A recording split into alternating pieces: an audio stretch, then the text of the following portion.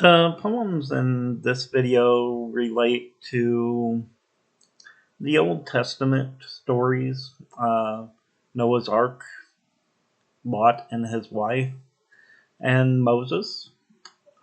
And if you aren't familiar with the practice of infant exposure, you should look into that a little bit. It was a very common practice in ancient cultures that related to abandoning newborn babies in a particular location with the hope that someone would find them and raise them. That didn't always happen, of course, but that was what was hoped for. And one of the poems in this video relates directly to that, and it might change your conception of certain things about the Christian faith, if you will, or the Jewish or Islamic faith for that matter, because the Old Testament stories are, for the most part, in each of those three faiths. All thumbs. With two of every beast, Noah's Ark set forth to sail. But then again, when it came to man, God's counting seemed to fail.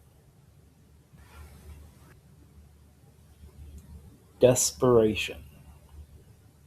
Lot picking salt from his wife's wounds. Decent exposure. There is love, yes, love, in her heart and hope, desperate hope, guiding her trembling hands as she places the unnamed babe, her babe, the one she secretly called Moishe, had wanted to name Moishe, had desperately cradled in her arms while it suckled at her breast, mewing peacefully, in the basket.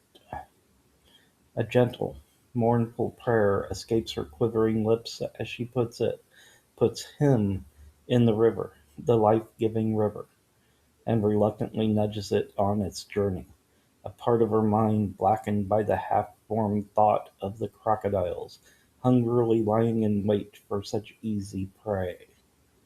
She watches it float peacefully away, as if the breath of God was whispering in its ear, in her heart, in the knowing silence of her husband, in the guilty hearts of her 10 other children, who know the babe's sacrifice will fill their bellies for another year. They say nothing on her return, about her empty arms, about the missing basket, about the child that could never be, about the dry tears on her cheeks, about her stoic silence as she begins the Spartan meal that will sustain them for yet another day. A day passes, then another, and another.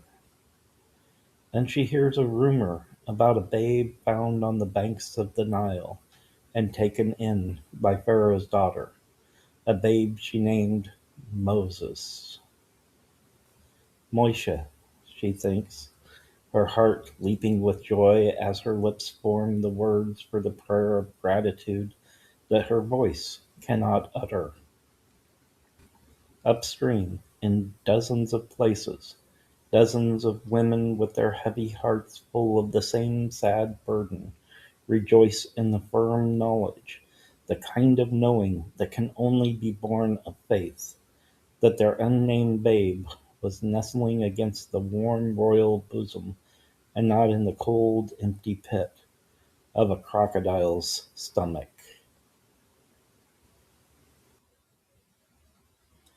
Take two. A cloud of granite dust and flecks of chiseled stone encase his peppered beard and crumpled hair.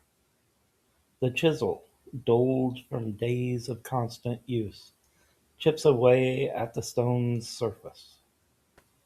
He is close now. He can see the final word etched on the distant horizon, encrusted in the hazy halo encircling his brow. At long last the dust has settled. and the chisel has fallen at his feet. The words etched deep in his soul resonate with the words etched deep in the stone.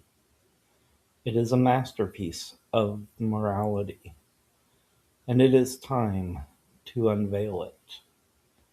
He lifts the heavy stone slab and stumbles down the mountain trail. They have forgotten his promise. He licks his dry, chapped lips and tastes granite dust. They don't recognize him as he enters the camp. Perhaps he should have bathed.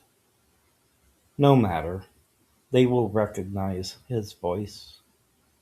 He opens his mouth to speak, and a raspy crackle issues forth. Wine drenches his parched tongue and warms his dry throat. He exits his brother's tent, sees the gathered throng, and begins to smile. But the people have not gathered for him. They bow before a golden calf. Gold? Where did they find such riches? How can they waste such wealth on an idol? Food is far more important.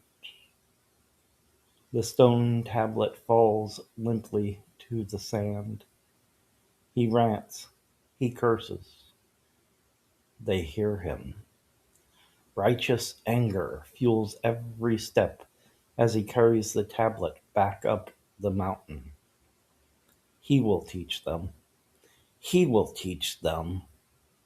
He drops the tablet on the ground and scowls at it. There is no room for idol worship. Damn them, he silently curses. Don't they realize how difficult it is to make revisions?